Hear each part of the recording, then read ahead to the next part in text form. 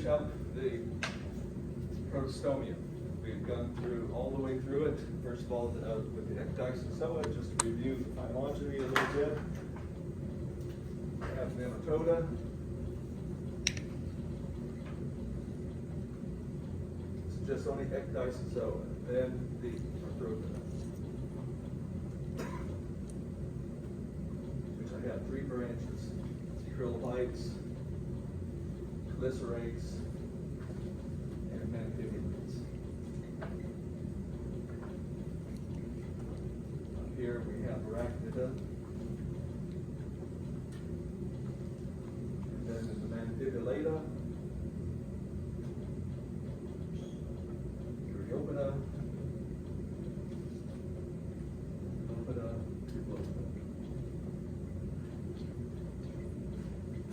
Okay, centipedes, millipedes, and then the rest of this is pan crustacea. Out of the pan crustacea, insecta. Okay, so that's phylogeny. And this finishes up the protostomes. And I've already gone through all the things about the epimorphes for the hexapoda, or the insects. Post-embryonic development. Basically, all the post-embryonic development of all arthropods is ametabolous. But for the insects, we use this term only for those that are primitively wingless, okay? Like silverfish. Others are hemimetabolous, and this does not define any taxonomic clade within the group, okay? You don't need to know about it, except for that the young are called nymphs, and that they have wing pads. So this is all in pterygotes, okay? Insects that have come from an ancestry where they have wings. And there's no pupal stage. Whereas in the holometabla, now this is a monophyletic group, but you don't have to put it in your phylogenies. Okay, so with your phylogenies, you just only have to go to insecta. Okay, and maybe also say pterygoid, that's all further. Okay, you don't have to go any further than that, because otherwise it would have to give you the phylogeny of all the hemimetabolous groups, and that's way too much. So this is a monophyletic group, and here it has a pupal stage. And also the main thing here is that the adults and offspring, or the larvae, look quite different from each other, and usually, not always, but usually feed on different material. So there's no competition between the adults and the larvae. There's a pupal stage. These do have wing pads. They do have wing pads. Wing pads are embryonic tissues that will become wings, okay? So, but the wing pads are internal. They're not external, okay? So you don't see it on the larva, but they are there, okay? And this is all the major groups of insects, such as flies, mosquitoes, fleas, and so forth, moths, beetles. That's where I left off, and so I just want to say a little bit about the impact of insects. Insects, we have numerous species of insects that they outnumber everything else. However, most of them, when it comes to human affairs, human influence, are insignificant. However, ecologically, they are very, very important because they serve as food for a lot of organisms. One of the dismaying things that have been observed in the last few years in the Northern Hemisphere, both in North America and in Europe, is that there's been a really dramatic decrease in the population of insects. And this is probably due to human expansion, habitat destruction, and primarily the use of pesticides on crops. The insect populations have really gone down significantly since the 1970s. And as has also the bird populations. Many birds feed on insects, but the decrease in bird populations in North America since 1970, they have decreased by about 3 billion birds. Okay, now it's quite a bit. Most of this is habitat destruction, but some of it is also destruction of their food supply, because a lot of birds are insectivores, and also pesticides seem to be playing a role there too.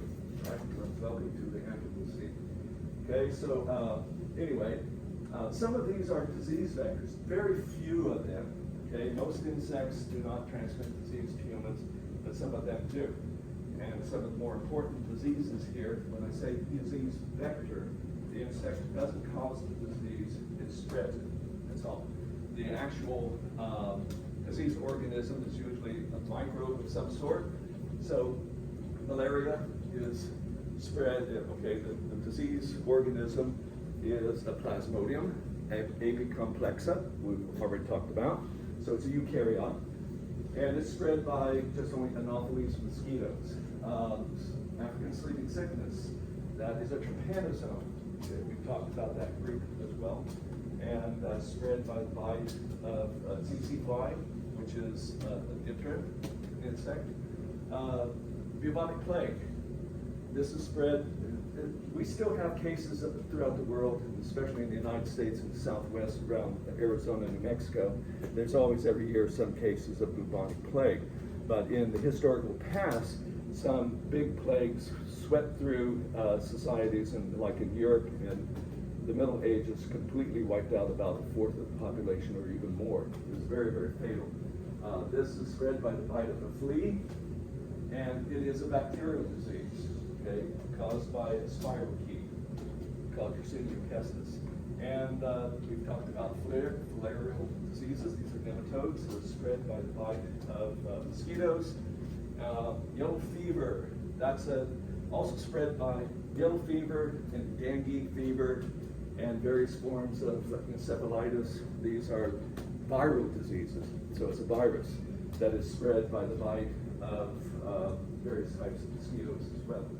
Furthermore, when it comes to crops, there are insects. Okay, so we have blood-sucking insects for animals, but there's also sap-sucking insects for plants, which will be doing the same thing. So they're sucking out the plant's sap, aphids, whiteflies, and a bunch of other things, and they can spread mostly viral diseases across plants as well as crops. Okay, some insects, not many of them, they're the pests of our crops. Therefore, this is where we have a big pesticide industry to try to keep our crops of foods to ourselves. What is really expensive is those that attack stored products, because that's economically costly, because we've already spent all the money to plant the crop, we've already spent money in harvesting it, we've already spent money in getting the product and then storing it, and so there's a lot of money already invested, and therefore when there's damage there, that's very economically high, okay? Like wood, termites, but there's also other things that get into flour that you've stored. Sometimes you'll find these trimodium beetles running around inside there. It can be costly. But some of these are also predators. They eat other insects. Sometimes they eat other insects that are good for us, but they also eat some pests. And in fact, this is where UC Berkeley, already way back in the 1880s, already started pioneering an approach to controlling insect pests called biological control. UC Berkeley used to have a real good entomology department over the years that pioneered this and pushed it along. But since then, this department has been dismantled. A lot of you don't have a department there of entomology at Berkeley anymore. It's now the main agricultural things for insects is at UC Davis. But what is biological control? Most of our pests are pests because they have been moved from their native region where they were controlled by diseases, predators, and other things. They have been moved, usually by human movement, to a new locality where their enemies and diseases don't exist. And therefore, they can spread very, very rapidly.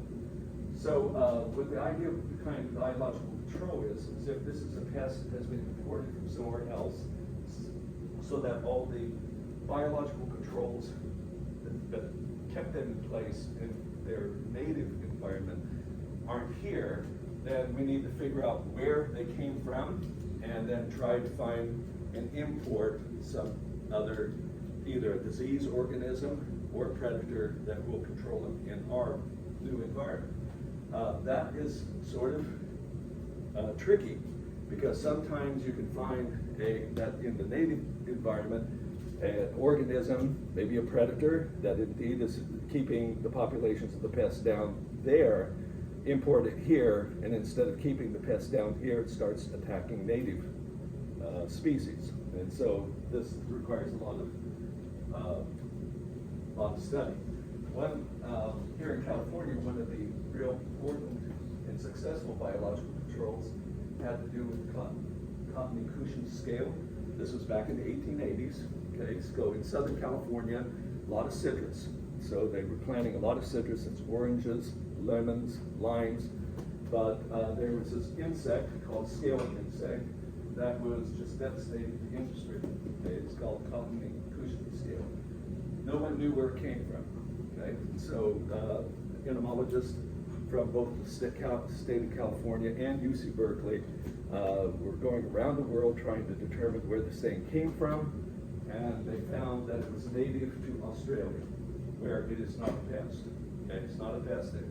So they studied it, trying to find what diseases, what was eating it, what was keeping its populations there in check, and they found a beetle that's related to ladybug beetles. Ladybird beetles is called the Dahlia beetle, and they brought it back to California, released it. Okay, this is the Cushing scale. They secrete a wax, and they have a proboscis that they drill into the veins of the plant, and they're sucking out juice, and it really weakens the tree. This is the beetle. They imported it back, and it took care of the problem. Now, we still have both. The scale is still here in low numbers, because with a biological control program, you don't want to completely get rid of this, because if you completely rid the whole California of the beetle, of the scale, then you also will lose the beetle. They have to have something to live on, because this is the only thing they eat. And so both of them are being maintained in a population scale that is acceptable. Okay, it's still, there's damage to fruits, but it is not so economically bad. Okay, it's acceptable. And this is the whole deal with biological programs. Many of these fail. Okay.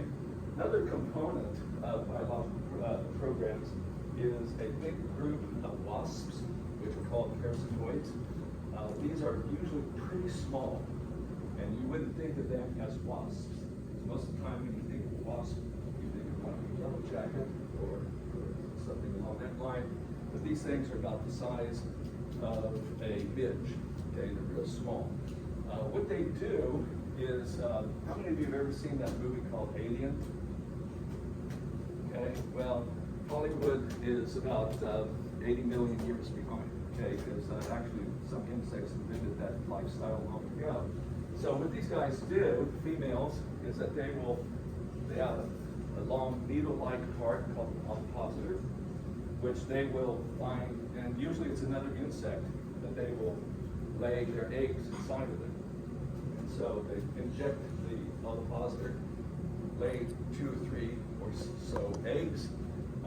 These eggs hatch, and the larva slowly chews up the inside of its host, eventually killing it. Okay, so this is used in biological programs quite a bit too. Right? And there's a pretty big group. There's probably somewhere around 60,000 species of these types of insects. Right? But also, besides being problems, they also give us good products. Everyone likes to eat honey, that's a product of insects. Silk, they're high in protein. Some societies don't have the barriers, the cultural barriers that we have here in the United States for eating insects, but some places they use them as food, and it's a good food source. Furthermore, this is the major group of organisms that are pollinators for vascular angiosperm plants. All right, so that ends our Procrostomia, and we can move on to the last branch